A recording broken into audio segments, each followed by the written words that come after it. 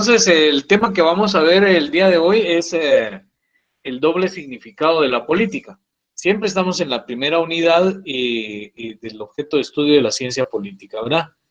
Este es el contenido que vamos a desarrollar. Eh, bueno, es parte del contenido, ¿verdad? Estamos en este primer punto, el doble significado del término. Luego veremos el origen y todo eso, ¿verdad? Entonces, en las próximas presentaciones. Pero antes de empezar el contenido, pues vamos a ver esta imagen que hace referencia precisamente digamos, a la necesidad que tenemos de estudiar los cursos, ¿verdad? En general, de estudiar lo más que podamos, ¿sí? Para poder comprender la realidad. Y específicamente la necesidad que tenemos de estudiar el curso de ciencia política, ¿sí? ¿Por qué nos va a servir? Algunos dicen, ¿para qué me va a servir ese curso? Bueno, pues para comprender la realidad, ¿verdad? Y para ver qué es lo que tenemos que hacer dentro de esa realidad. Entonces, esta imagen hace referencia a una persona cualquiera. Juan dice, no es rico, le toca trabajar para poder vivir, no lee nada, no se informa, repite lo que dicen medios de comunicación privados, no contrasta la información, cree que piensa como capitalista o empresario, no es capaz de dar un debate, critica todo lo que huele a izquierda, odia todo lo que sea de izquierda, defiende los privilegios de una clase a la cual no pertenece. Entonces Juan no tiene conciencia de clase. Juan, bueno, ahí lo que dice, ¿verdad? Entonces resulta de que este curso nos abre los ojos, ¿verdad? Entonces, estén ustedes atentos, estudien y para que puedan abrir bien los ojos, ¿sí? Para que el sistema pues no los absorba y al final los destruya, ¿verdad? Entonces, esta es una síntesis de lo que vimos en la presentación anterior. En la presentación anterior hablamos acerca, las últimas diapositivas hablaban acerca de lo que es el objeto de estudio de la ciencia política. Sí, entonces la ciencia política tiene por objeto de estudio la política y lo político, ¿verdad? Acá vamos a ver el doble significado de la política. En primer lugar, tenemos que recordar que existe una realidad objetiva, ¿sí? Una realidad objetiva y un pensamiento, ¿sí? Entonces, la realidad objetiva es la materia, ¿sí? Y el pensamiento es el espíritu, ¿sí? Entonces resulta que así como existe materia y espíritu, así existe la política, ¿verdad? Como una realidad, ¿verdad? Como una actividad, como una práctica, y existe la teoría, y existe la política como una ciencia, como una teoría, ¿verdad? A nivel del espíritu, ¿verdad? Entonces, la política como práctica social no es otra cosa que la lucha de clases. La lucha de clases se da en la realidad objetiva, ¿verdad? O sea, la práctica social está dentro de lo que es la realidad objetiva, ¿sí? Y también dice que existe la política como arte. Pero, ¿qué sería la política como arte? Bueno, a mi entender, la política como arte debería ser digamos, aquel conjunto de acciones que desarrolla un gobierno en beneficio de la mayoría de la sociedad, ¿verdad? O sea, en ese sentido estaríamos hablando de un estadista, de una persona que sabe administrar el Estado, ¿sí? Pero obviamente no tenemos en Guatemala estadistas, ¿verdad? Desde 1954 hasta el día de hoy no ha habido un solo estadista, ¿sí? Sino que todo lo contrario, han pasado por ese alto cargo personajes que se han servido del pueblo, que han engañado al pueblo, ¿verdad? Y que han servido a una clase social a la cual no representan, pero a la cual sirven, pues, bueno, eso es una redundancia, ¿verdad? Han servido a una clase social a la cual no representan, pero a la cual están subordinados, ¿verdad? Por ejemplo, el presidente actual, como el anterior y el anterior y el anterior y el anterior, ¿verdad? Hasta llegar a 1954, fueron presidentes que estaban bajo la subordinación de la burguesía, ¿verdad? De la clase dominante, de los capitalistas, ¿verdad? Entonces,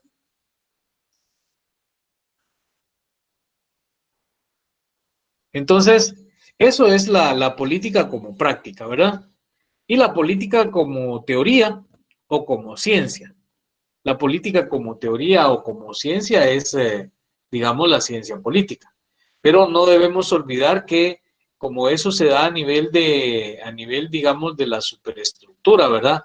A nivel de la conciencia social de una sociedad, va a existir también una teoría burguesa y una teoría de la clase obrera, ¿sí? La teoría burguesa pues va a ser todo aquel conjunto de teorías que hablan sobre los fenómenos sociales desde el punto de vista de los intereses de la burguesía, ¿verdad? Por ejemplo, la teoría burguesa del Estado, la teoría burguesa de la política, la teoría burguesa del poder, de manera que ahí tenemos lo que es, digamos, la teoría, únicamente teoría, en el caso de la burguesía. Algunos afirman que también las teorías de la burguesía son ciencia. Algún elemento tendrán, por ejemplo, digamos, el método de la observación.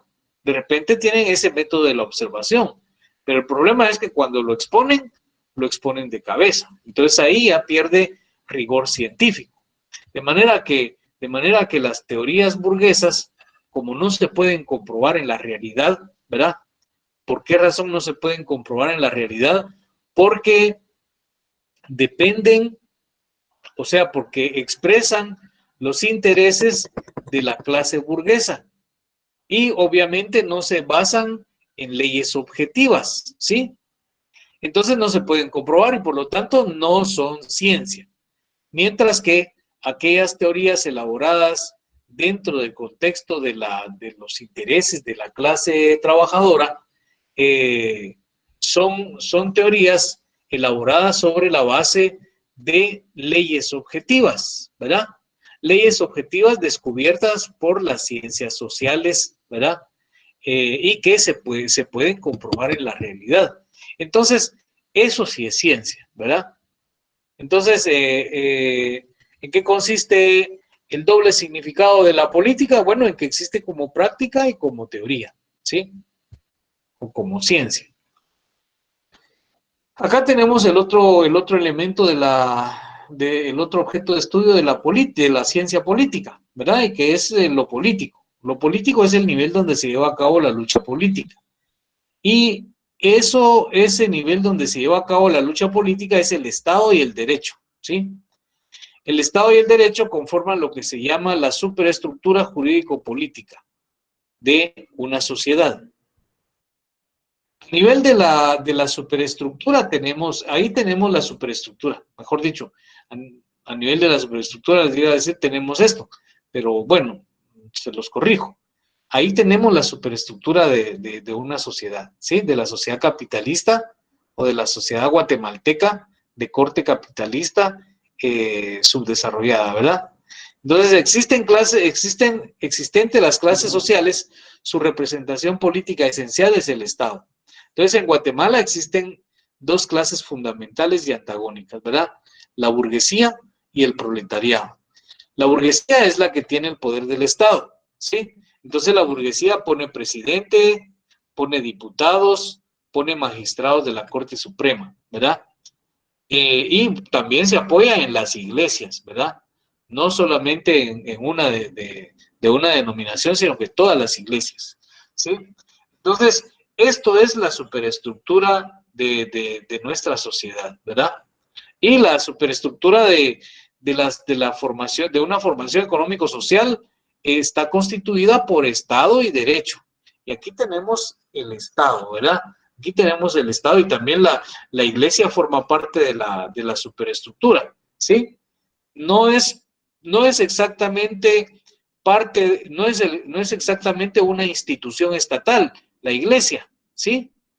Pero sí ayuda a que las instituciones estatales realicen sus funciones principales de técnico-organizativas y de dominación, que es la fundamental, ¿verdad? Aquí en este esquema tenemos cabalmente la formación económico-social, ¿sí? La formación económico-social tiene, digamos, una base económica, ¿sí?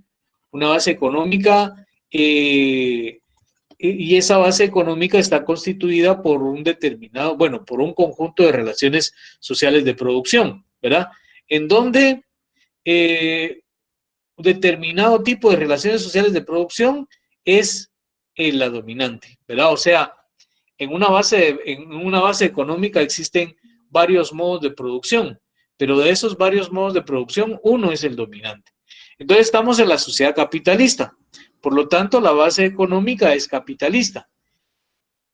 ¿Y por qué razón? Porque las relaciones sociales de producción son capitalistas, ¿sí? ¿Por qué las relaciones sociales de producción son capitalistas? Bueno, porque se basan en la propiedad privada capitalista sobre los medios de producción, ¿verdad?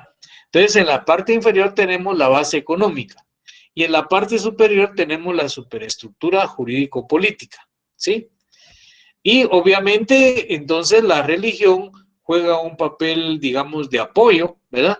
De apoyo, es un papel fundamental de apoyo para que el Estado pueda mantener estas relaciones sociales de producción, ¿verdad? Bueno, estas dos imágenes que tenemos, la de la izquierda y la del centro, pues ya las habíamos platicado anteriormente.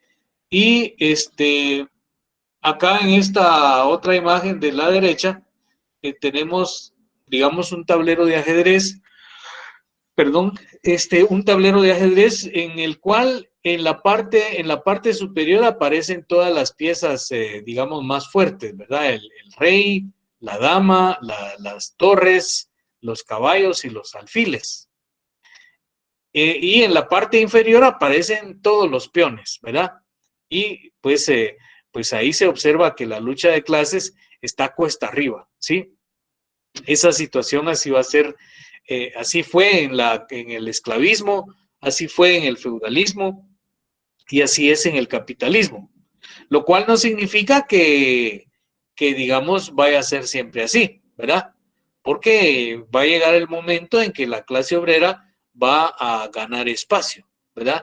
Y va a destronar a todas esas piezas que están ahí arriba, ¿verdad? Entonces esa imagen me gusta porque ilustra claramente la lucha de clases. Entonces, eh, acá tenemos en esta imagen también tenemos lucha de clases, ¿sí? Ahí estamos viendo, digamos, la lucha de clases económica, ¿verdad? Haciendo negocios, los empresarios, los capitalistas, haciendo negocios, ¿verdad? Obteniendo la máxima ganancia a costa de la explotación de la clase trabajadora, ¿verdad? Entonces, entonces eso, los que están abajo conforman la clase trabajadora, ¿verdad? Y eso es, pues, lucha de clases. De hecho, acá tenemos podemos decir, una definición. La lucha de clases es el enfrentamiento entre las clases antagónicas que luchan por sus intereses propios, ¿verdad? Y yo le agregaría ahí que luchan por sus intereses propios y eh, por el poder del Estado, ¿sí? Pueden ser económicas, ideológicas o políticas, ¿verdad? Lo que habíamos dicho en la clase anterior. ¿Cuáles son los niveles de la lucha de clases? Pues el nivel económico, el nivel ideológico y el nivel político. Pero siempre terminan, al final de cuentas, siendo luchas políticas, ¿verdad? Marx eso es lo que dice, que la lucha económica, la lucha y la lucha ideológica también son luchas políticas, ¿verdad?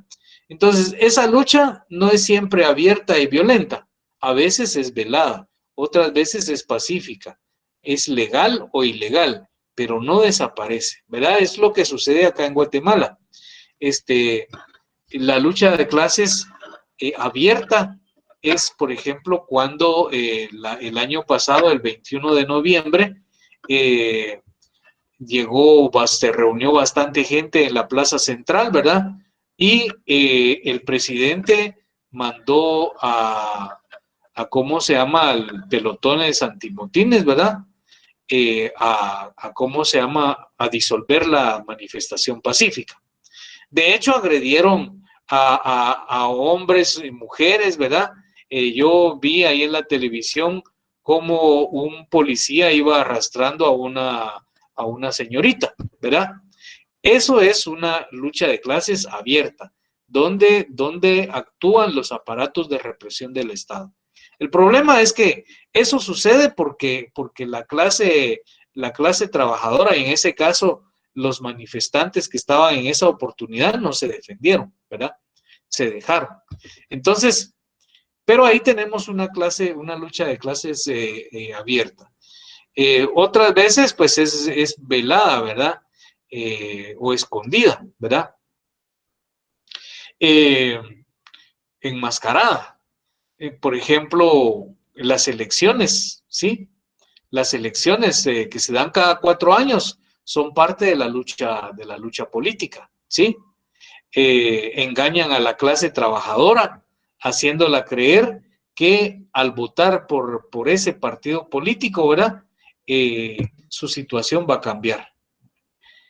Eh, y bueno, y la gente que vota por ellos, que no es la mayoría, obviamente, ¿verdad? Eh, Imagínense ustedes 1.500.000 de 18 millones de habitantes. O sea, solo un pequeño número de personas decide por la mayoría. De ahí la importancia de participar en política, pero de participar correctamente, no equivocadamente, porque participar en política para votar por esos mismos que son los responsables de la pobreza de la clase trabajadora no tiene sentido, ¿verdad? Hay que participar políticamente en organizaciones, en partidos políticos que representen los intereses de las clases desposeídas, de la clase trabajadora, de los campesinos, de los indígenas, ¿verdad?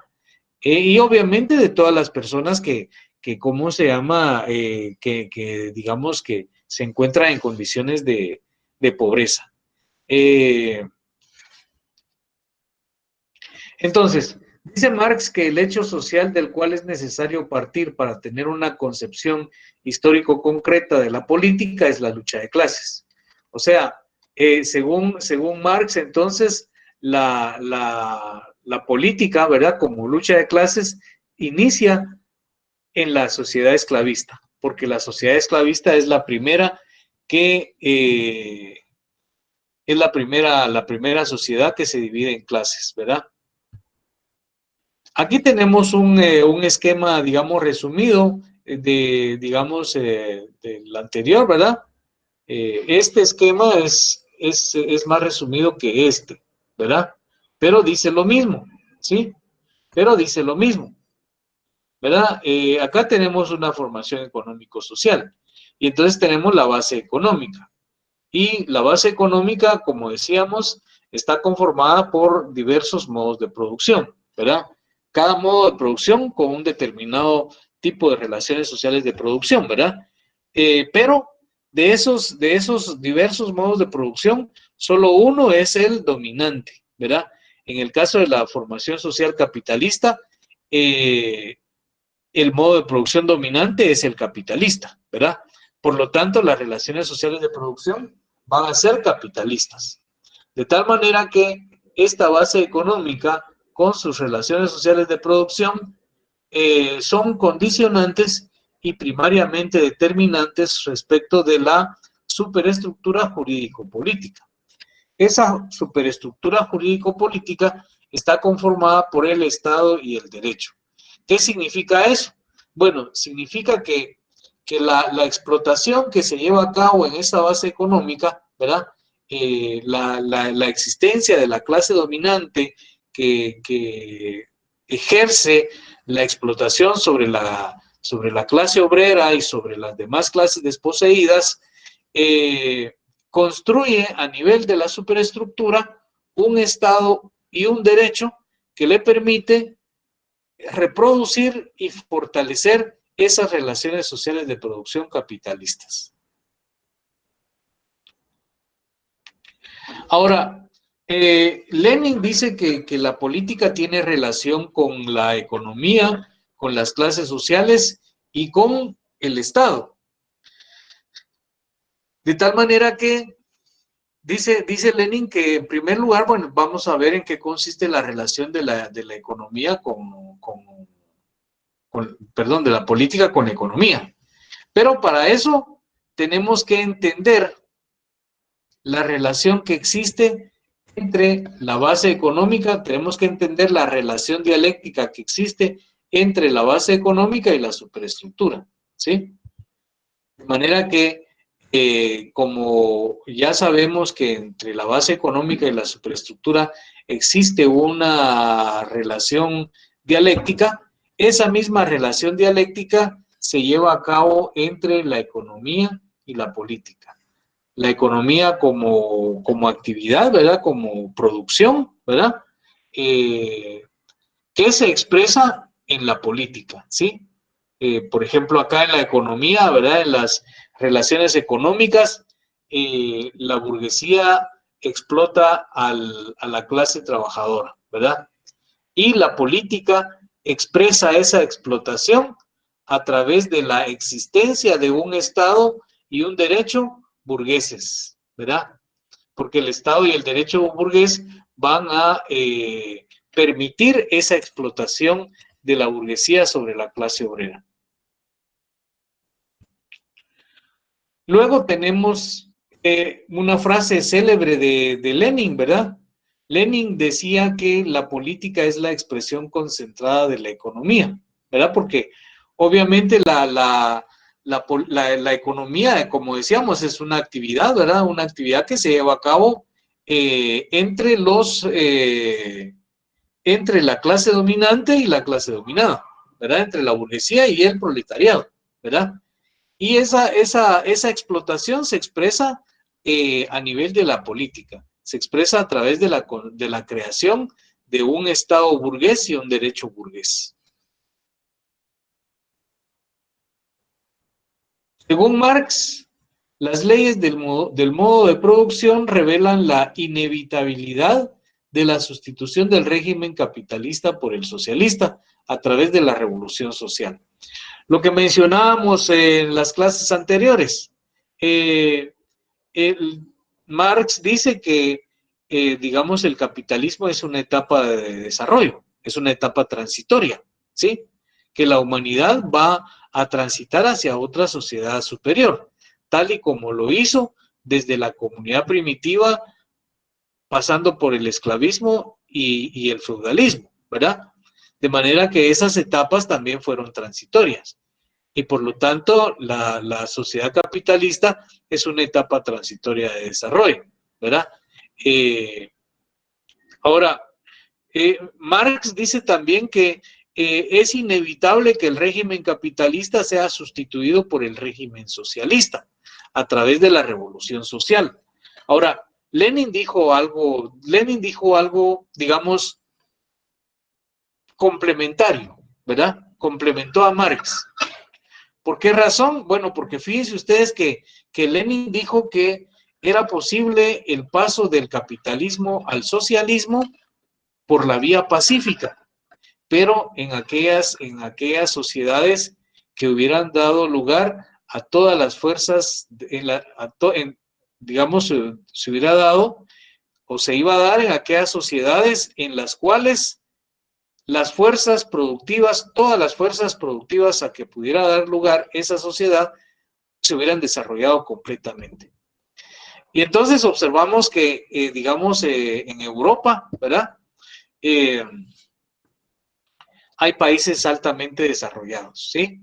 Y algunos de esos países, principalmente los países nórdicos, que tienen un alto nivel de desarrollo económico, tecnológico, y por lo tanto los habitantes de esos países tienen un nivel de vida alto, ¿verdad? A pesar de que son trabajadores, ¿verdad? Tienen un nivel de vida alto. Eh, pero con eso no estoy justificando el capitalismo, por supuesto, ¿verdad? Lo que sucede es que les estoy hablando de ¿cómo se llama? De países desarrollados económicamente, ¿verdad? Entonces, en esos países como, por ejemplo, bueno, ya se los mencioné, Islandia, Finlandia, Noruega, Suecia, Suiza, Dinamarca, los Países Bajos, ¿verdad? Esos son los países nórdicos, o sea, los países que están al norte ¿cómo se llama?, del continente europeo. Tienen un alto nivel de vida y, por ejemplo, tienen, digamos, un sistema de salud eficiente, ¿verdad? Allá en esos países no colapsaron los hospitales por esta pandemia, ¿verdad? Aquí en Guatemala no tenemos datos reales de todos los infectados y de todas las personas que murieron por causa de esa pandemia. ¿Por qué razón? Bueno, porque el gobierno de este presidente esconde los datos reales, ¿sí? Entonces, en esos países nórdicos, eh, es posible que esos países nórdicos pasen hacia el socialismo por la vía pacífica. En países, digamos, de Asia, de África, inclusive, ¿verdad? Pero principalmente hablando de los países del continente americano, eh, la, la, la vía, o sea, el camino hacia el socialismo es a través de una revolución social, ¿verdad? Y una revolución social no es una revolución, no es pacífica, pues, ¿verdad? Es violenta, ¿sí? Es violenta. Por eso, dice Marx, no se trata de reformar la propiedad privada, sino de abolirla. No se trata de paliar los antagonismos de clase, sino de abolir las clases. No se trata de mejorar la sociedad existente, sino de establecer una nueva, ¿verdad? Entonces, la lucha de clases se lleva a cabo a través de grupos políticos. Esos grupos políticos que se dividen en dos grandes sectores. Entonces, los sectores o el sector que favorece la acción de las leyes económicas facilitan el camino hacia el progreso y el bienestar de la humanidad, ¿verdad? Esos sectores están constituidos como fuerzas políticas progresistas y revolucionarias, eh, que digamos son la clase obrera y la clase campesina, ¿sí? Digamos, ahí puedo incluir también los pueblos indígenas, ¿verdad? Son fuerzas progresistas y revolucionarias. Claro que también dentro de los pueblos indígenas hay personas reaccionarias, ¿verdad? Hay indígenas que son reaccionarios. Dentro de los pueblos indígenas también hay burguesía indígena, ¿sí? Entonces, eh, y el otro sector son quienes obstaculizan la acción de las leyes económicas y facilitan con esto el mantenimiento del statu quo y la vía de regreso social de miseria, hambre y explotación. Vean ustedes que los políticos, los gobiernos de turno, ¿verdad? El organismo, el presidente y sus ministros y secretarios, los diputados y los magistrados de la Corte Suprema, nos han llevado a los guatemaltecos hacia atrás, ¿sí? Nos han llevado a una situación completamente lamentable. Imagínense ustedes que Guatemala actualmente ocupa el primer lugar a nivel mundial en cómo se llama, en desnutrición crónica en niños menores de 5 años, ¿verdad? ¿Por qué razón? Porque fíjense ustedes que el 49%, ¿verdad? O 50% de niños menores de 5 años padecen desnutrición crónica. Y la mayoría de ellos mueren, ¿verdad? Y esas muertes no las reporta el sistema de salud, ¿verdad? ¿Por qué razón? Porque el presidente les dice que eso no tiene que salir a luz, ¿verdad? Entonces quienes obstaculizan ese desarrollo de las leyes económicas facilitan la vía del regreso social. Hasta ahí nos han llevado. Nos han convertido en un país miserable, ¿verdad? En un país donde la mayoría de la sociedad vive en condiciones de miseria, de hambre y de explotación, ¿verdad? A esos sectores se les llama fuerzas políticas conservadoras y reaccionarias. Ahora, en cada una de esas fuerzas políticas existen, digamos, partidos políticos y grupos de presión. Por ejemplo, en las fuerzas políticas progresistas y revolucionarias, pues están partidos políticos, ¿verdad? Por ejemplo, podemos mencionar URNG, ¿verdad? Que es un partido cuya base es población indígena, ¿sí? Y campesina también, ¿verdad? También existen los grupos de presión, ¿sí? Los grupos de presión como las organizaciones populares y de la sociedad civil, ¿verdad? Que han ustedes escuchado seguramente ese concepto sociedad civil, ¿verdad? Son organizaciones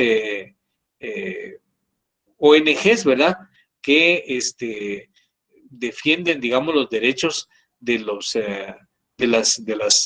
personas en condiciones de pobreza y pobreza extrema, ¿sí?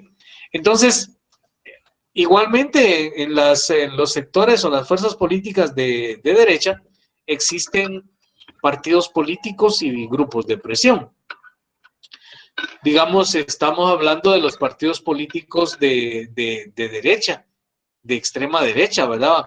Ahorita con esto que ha sucedido últimamente acá en Guatemala, yo opino, ¿verdad? Considero que los partidos políticos en el Congreso de la República, a excepción de unos 3, ¿verdad? URNG, Semilla y WINAC, ¿verdad? A los demás partidos son partidos políticos de extrema derecha, ¿verdad? Porque, digamos, participan en procesos electorales, realizan elecciones que solo benefician al sector empresarial y que los benefician a ellos directamente y los convierten, digamos, en capitalistas emergentes, mediante la corrupción, ¿verdad? Y la impunidad. Y bueno, también ahí en ese, bueno, pues no les mencioné, pues los partidos políticos de extrema derecha son la UNE, Vamos, ¿verdad? Este presidente que está ahí, el FCN, del presidente que salió, el PAN, Unionista, Creo, y otros, ¿verdad? Que se me escapan de la memoria, pero esos son partidos políticos de extrema derecha, ¿verdad? De extrema derecha recalcitrante. Pero también hay grupos de presión, ¿verdad? Los grupos de presión como, por ejemplo, el CACIF, ¿verdad? El CACIF es un grupo de presión. Y hay una ONG que se llama Fundación contra el Terrorismo. En realidad, esa fundación debería llamarse fundación terrorista, porque eso es lo que promueve esa organización. Ahora, la relación de la política con las clases sociales. Dice Lenin que los nexos de la política con las clases sociales y la lucha de clases se manifiesta en tres esferas muy precisas. En primer lugar, en cuanto a la defensa de los intereses de clase, ¿verdad? Por lo cual hay una endiablada batalla por el poder del Estado.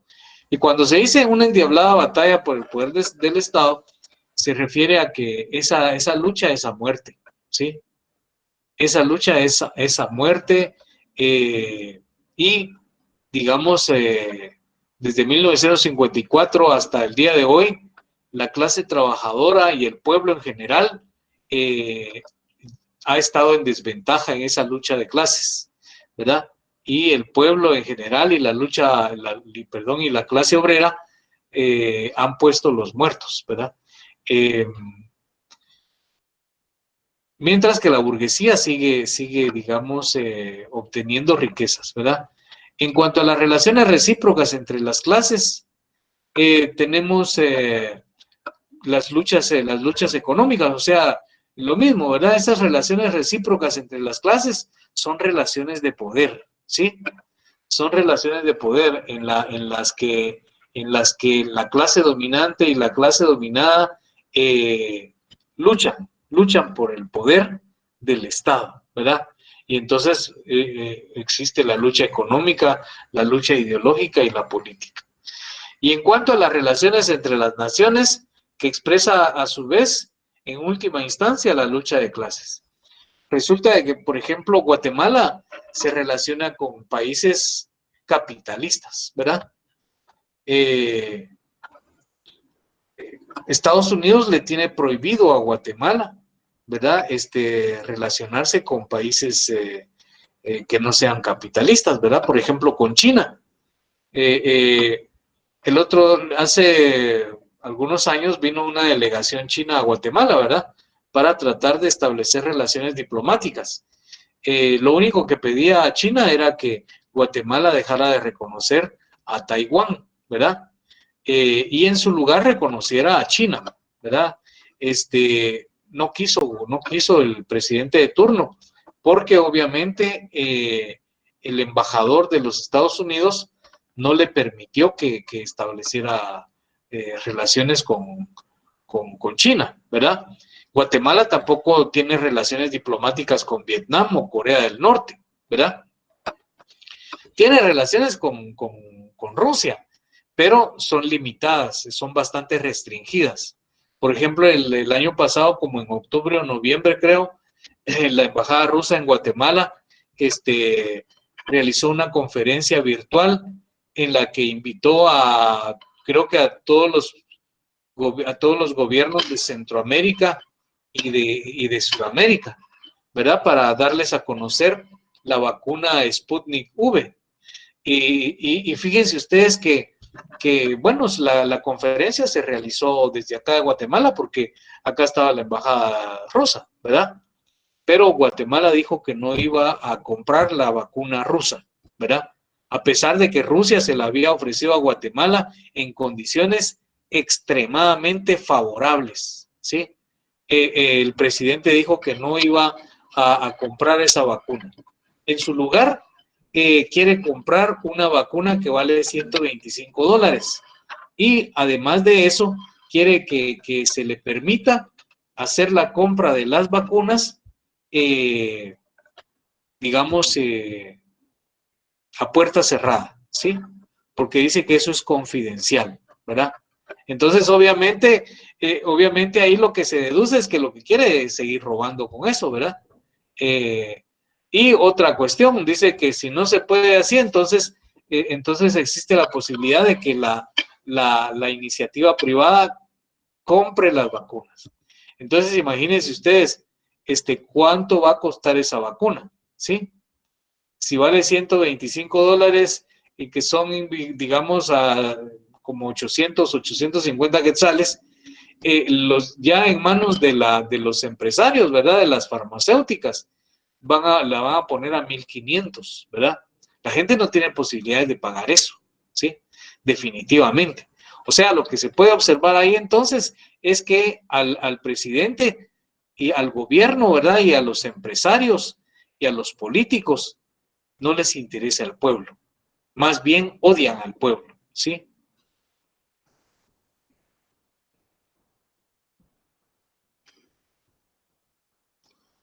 La otra relación es con el Estado, ¿verdad?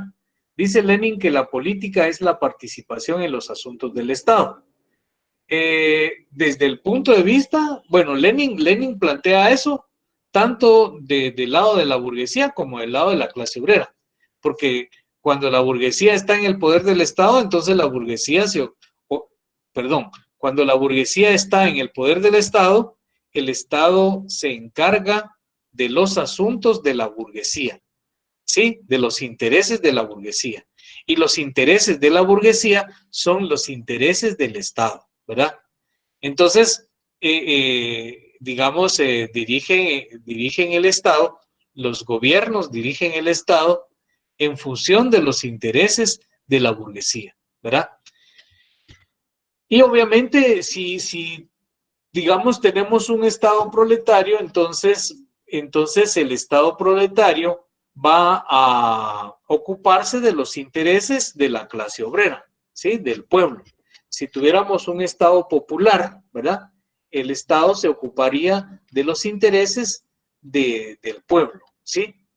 Entonces, Marx dice que históricamente la política se origina, existe y termina en función del nacimiento y la desaparición del Estado.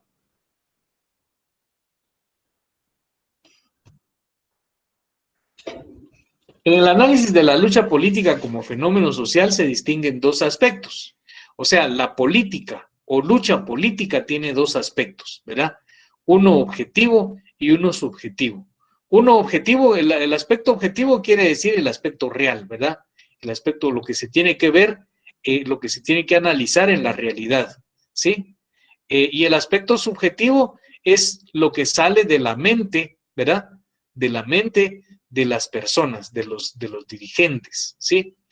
Entonces, la lucha política es la conexión del aspecto objetivo y el aspecto subjetivo. El aspecto objetivo de la política comprende dos elementos. A la hora de fundamentar objetiva y científicamente la política, ¿verdad? En primer lugar, el análisis de la correlación de la lucha de clases en la arena nacional e internacional. ¿Qué significa eso? Bueno, significa que antes de iniciar la lucha política hay que hacer un análisis de la correlación de la lucha de clases en el país, ¿verdad? Y también realizar un análisis de la lucha de clases a nivel internacional, cómo están las fuerzas políticas a nivel internacional, ¿sí? Entonces dice, examinar las fuerzas económicas, sociales, políticas, militares e ideológicas del enemigo, ¿sí? Y de nosotros, y su acción recíproca, tanto en cada país como en todo el mundo. También la elaboración de un programa económico político ese es el otro elemento del aspecto objetivo.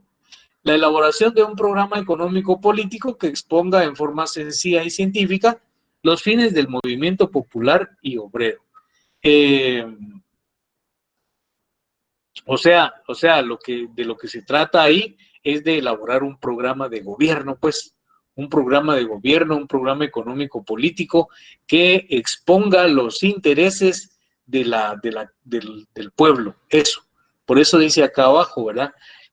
Eso significa las conclusiones del análisis sociopolítico de las luchas populares, oponiendo a la política del enemigo un programa que exprese las metas a conquistar por el movimiento revolucionario.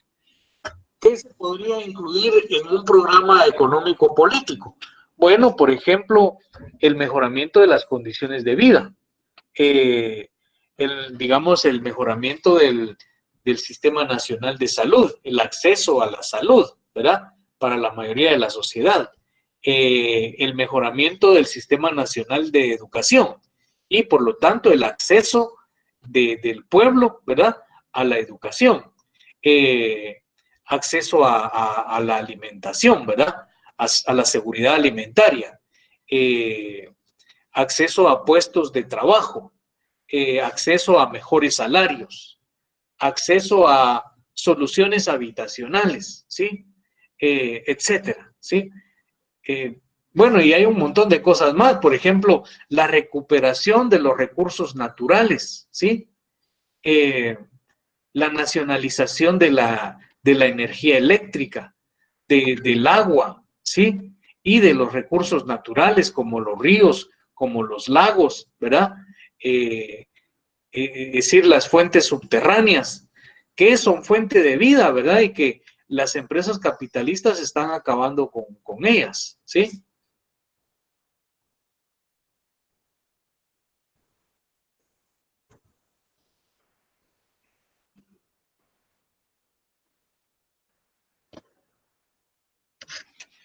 Entonces, esa es una, digamos, en estas imágenes, obviamente vemos cómo los aparatos de Estado reprimen, ¿verdad? Acá en la foto del lado izquierdo, ¿verdad? La de arriba, vemos a uno de los aparatos de represión del Estado, la policía, ¿sí? Y en el de abajo vemos al otro aparato de represión del Estado, el ejército, ¿sí? Mientras que en la otra imagen vemos a la burguesía disfrutando de su riqueza sostenida por los obreros, ¿verdad? Explotados, ¿verdad? Esa es la realidad, ¿sí? Y que pues es lo que hay que estudiar es precisamente cómo están las fuerzas, si estamos en capacidad de sostener un proceso revolucionario, ¿sí?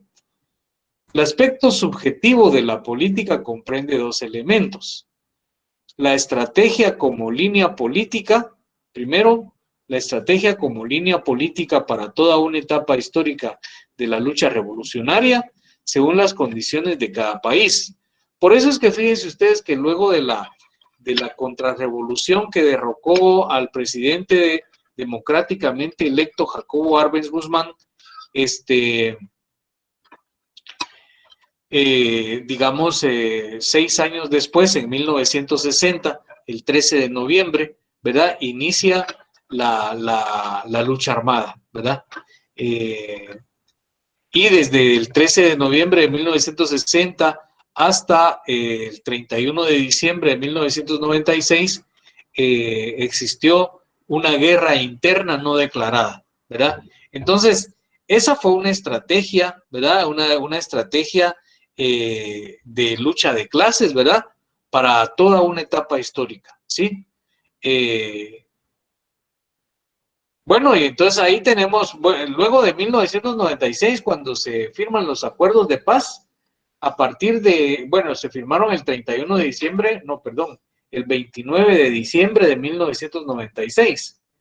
Entonces, a partir del 1 de enero de 1997, digamos, la antigua guerrilla, ¿verdad? Constituida como Unidad Revolucionaria Nacional Guatemalteca, inició su proceso de formación de partido político y de inscripción en el Tribunal Supremo Electoral para participar en los procesos electorales, ¿verdad?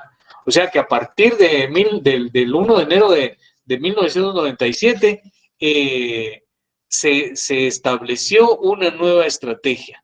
La nueva estrategia era la lucha política, ¿verdad? O sea, la participación política en los procesos electorales. La táctica como línea política referida a un periodo relativamente corto, determinado por las condiciones concretas de lucha.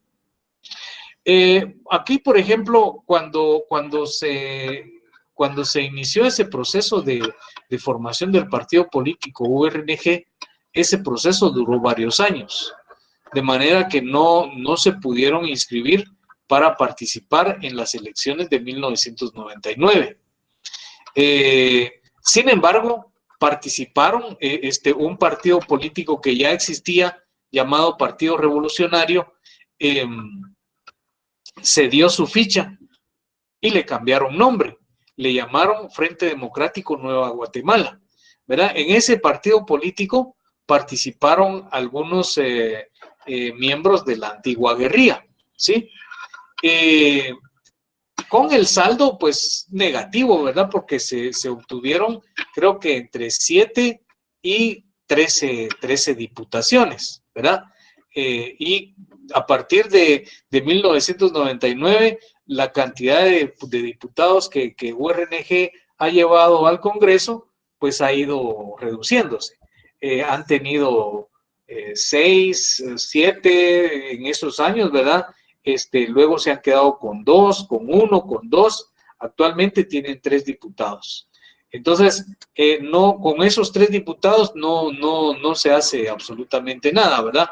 Pero definitivamente es una táctica, fue una táctica, ¿verdad? El hecho de haber, digamos, tomado en primer lugar o participado en primer lugar con la ficha de otro partido político. Prácticamente ahí hubo una alianza.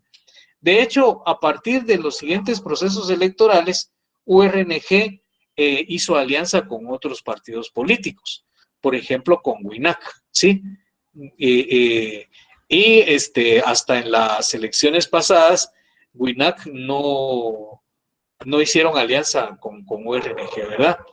Entonces, la unión del aspecto objetivo y el aspecto subjetivo de la política es lo esencial para triunfar en la lucha.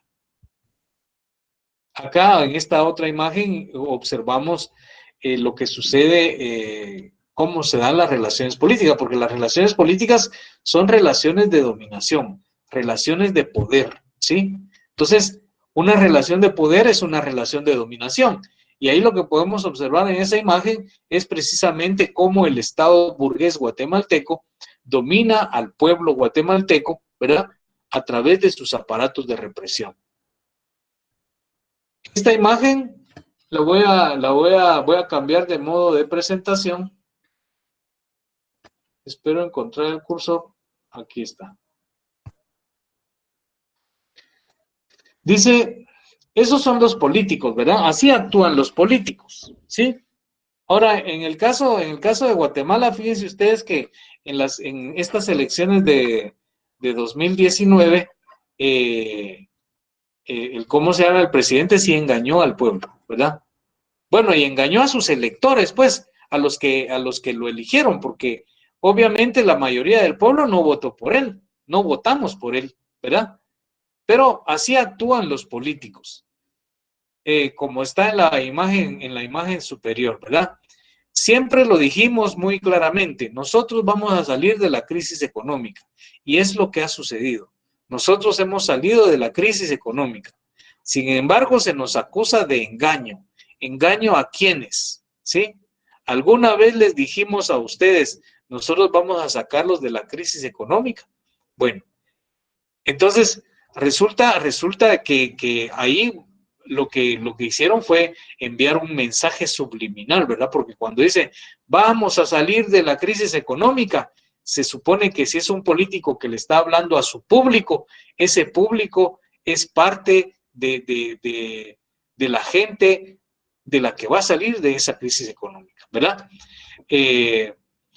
Entonces, sin embargo, en el caso guatemalteco, sí sucedió que ¿cómo se llama? Que el presidente actual engañó a sus votantes, porque les dijo, para convencerlos, ¿verdad? Les dijo que él no quería ser recordado como otro hijo de la gran más, ¿verdad? Al siguiente día, el 14 de enero, cuando le pusieron la banda presidencial, al día 15 de enero, sus votantes se dieron cuenta que sí era otro hijo de la gran más, ¿verdad? Y esto es lo que sucede con el pueblo, ¿sí? Algunos dicen, a lo mejor deberíamos unirnos a la clase oprimida y luchar, ¿verdad? Y el otro le dice, cállate rojo, yo soy clase media, trabajadora. Y aquí cabe hacer la aclaración de que existe una diferencia entre entre la clase trabajadora y la clase media. O más bien existe diferencia, son distintas, clase media y clase trabajadora, ¿sí? Clase media es una capa social, para empezar, ¿sí?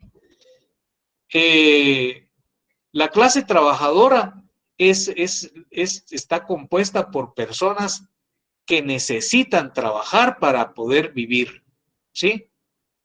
Mientras que la clase media, las personas que conforman esa clase media no necesitan trabajar para sobrevivir, ¿verdad? Son aquellas personas que, por ejemplo, les heredaron bienes, ¿verdad? Sí, les heredaron una finca, ¿sí? O les heredaron casas, o les heredaron barcos o aviones, ¿verdad? O helicópteros, ¿sí? Y entonces no necesitan trabajar para sobrevivir. Esa es la clase media, ¿verdad? Que tampoco es clase burguesa, ¿sí? Tampoco es clase burguesa. Mejoraron sus condiciones de vida. También es posible que digamos que personas de la clase trabajadora hayan logrado trabajar digamos, obtener ingresos suficientes, ¿verdad? Para comprar bienes y dar ese salto cualitativo de clase trabajadora a clase media, ¿sí? También es posible. Ahí hay una frase, hay almas ingenuas que esperan que todo se arreglará de buen grado y que un día de revolución pacífica bastará para que los defensores del privilegio cedan sin violencia a los deseos de los desheredados. ¿Verdad? Entonces, fíjense ustedes que eso es lo que pasó con la protesta del 21 de noviembre, ¿verdad? La gente creyó que con solo ir el sábado en la tarde, ya el otro iba a salir corriendo ahí renunciando de la presidencia, que ya iban a dejar ¿cómo se llama? De subirle los precios a las mercancías, que ya iban a dejar de robar los recursos naturales. Y no es así, ¿verdad? No es así. Este es otro, digamos, Bertolt Brecht, mejor dicho, un filósofo alemán, ¿verdad? Político también, ¿verdad?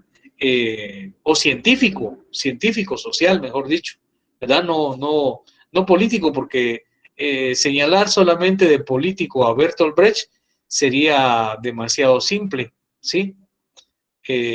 Entonces dijo Bertolt Brecht, el peor analfabeto es el analfabeto político. No oye, no habla, no participa de los acontecimientos de los acontecimientos políticos.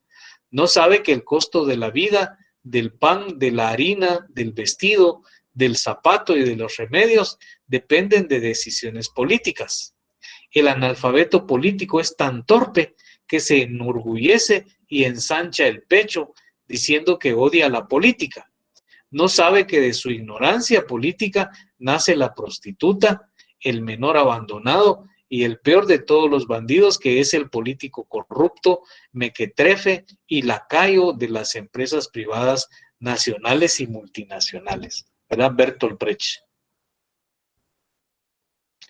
Lenin dice respecto al capitalismo, es un sistema imposible de reformar. La tarea histórica del proletariado moderno es destruirlo, no reformarlo. Pero para eso se necesita mucha cohesión, ¿verdad? Se necesita que la clase obrera esté graníticamente organizada, ¿sí? Entonces, por ejemplo, los partidos políticos que les mencioné, Semilla, WINAC, URNG, son partidos reformistas, ¿sí?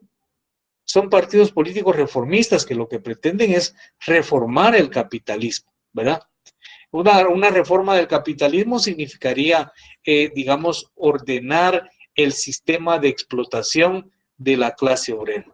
Por eso dice Lenin que la finalidad del proletariado es, ¿cómo se llama? Transformarlo, destruirlo.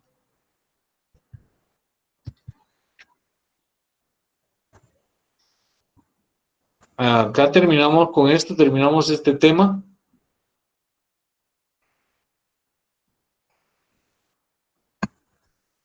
No sé si tienen alguna duda.